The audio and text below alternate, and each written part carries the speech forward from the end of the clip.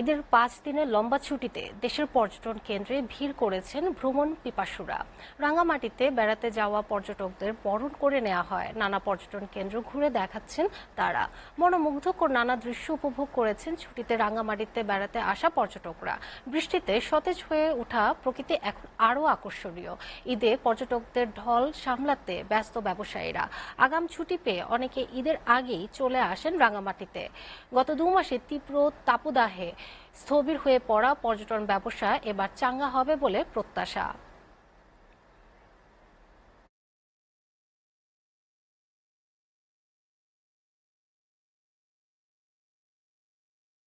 মাটিতে পর্যটকের ঢল সামলাতে ব্যস্ত ব্যবসায়ীরা।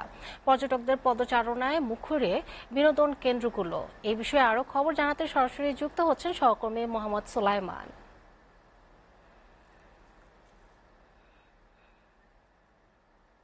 সোলাইমান, আজ ছুটি শেষ হচ্ছে, পর্যটকরা কি ফিরতে শুরু করেছে? পর্যটক ব্যবসার অবস্থা কেমন, কি বলছেন ব্যবসায়ীরা?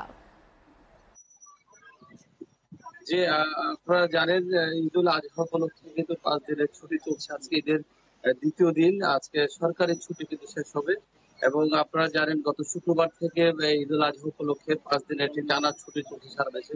সারা দেশের মানুষের একটি বড় ধরনের অবকাশে রয়েছে এবং ঈদুল আজহা উপলক্ষে এবং এই আপনার আপনার গ্রীষ্মকালীন অবকাশের জন্য সরকারি এই মাস পুরোটাই সরকারি একটা ছুটি রয়েছে স্কুলগুলোতে।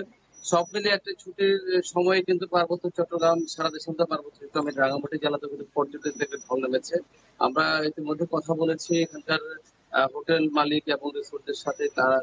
তারা জানিয়েছেন 80% বেশি সিট এখানে বুকিং হয়ে গেছে। সেই বিষয়টি আমাদের জানাচ্ছি কি পরিমাণে এখানে পর্যটক এসেছে এবং আমরা গতকাল সংবাদে জানিয়েছি পার্বত্য চট্টগ্রামের এই মুহূর্তে যে প্রাকৃতিক পরিবেশ এবং একটা পর্যটন সৌন্দর্যতা কোন কি অবস্থায় রয়েছে।